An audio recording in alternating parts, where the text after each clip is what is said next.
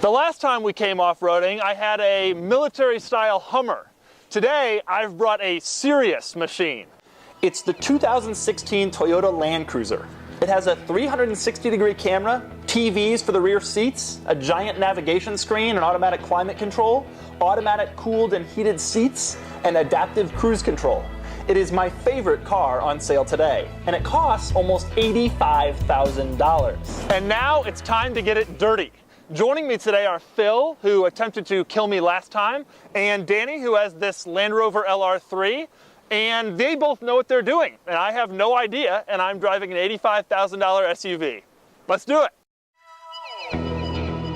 This off-roading excursion began in the same way that most off-roading excursions begin.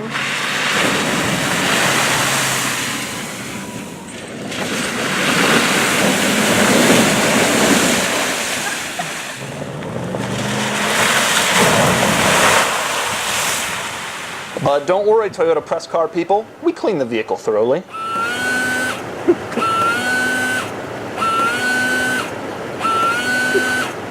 Then the real off-road adventure began, except on the very first trail. Did you hear that noise? That's the sound of the Land Cruiser's suspension smashing into a fairly small rock. It's also the sound of disappointment. That's all it takes to bottom this thing out.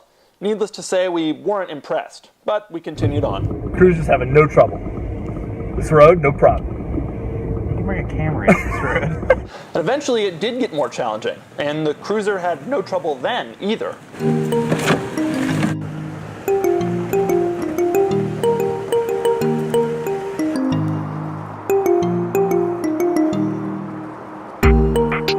Every time I go off-roading, I'm reminded how unbelievably uncomfortable it is to go off-roading.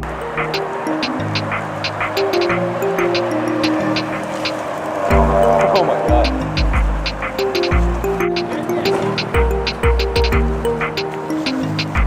Straighten out a little bit.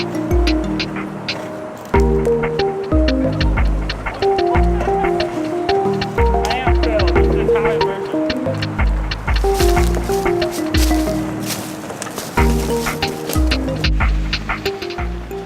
So avoid that rock.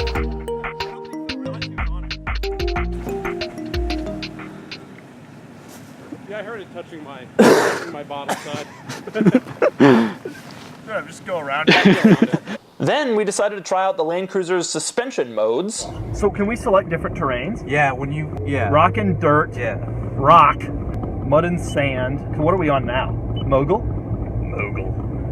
And its unique crawl control feature, which is sort of like adaptive cruise control for off-roading. You set it, you take your foot off the pedals, and you steer, and the Land Cruiser does the rest, with only one little problem. Does it sound as bad as... Yes, it does. It sounds like little dwarves are working inside. Some from the back, I think. Straight. Forget about the noise though, and it's a really cool feature. We're good? Look at that. Yo, I didn't have my foot on the brake or gas.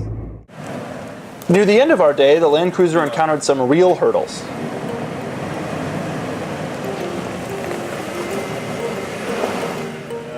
Go into neutral.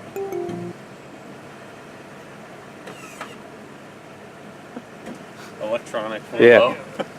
He may want to put his diff lock on too. Yeah. Oh, that's what. Yeah. And then, with the differential locked,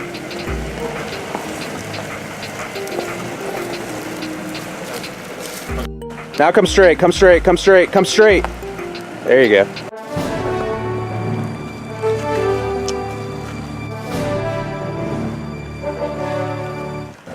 the next one was even harder. Back up. No, back up. A little bit left. Okay, go.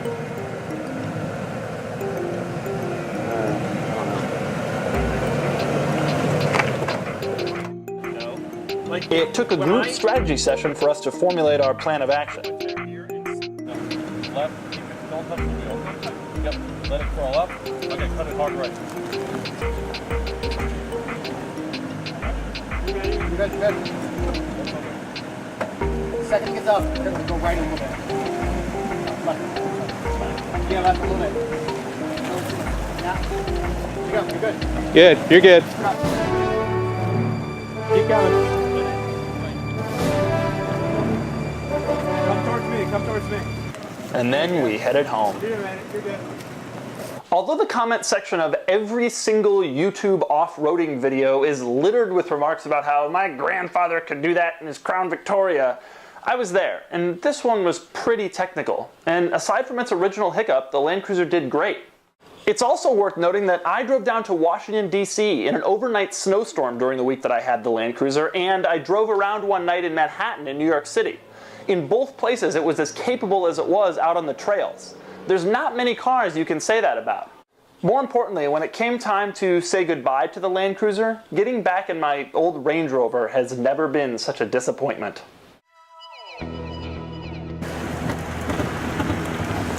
Now you're good. You're good now.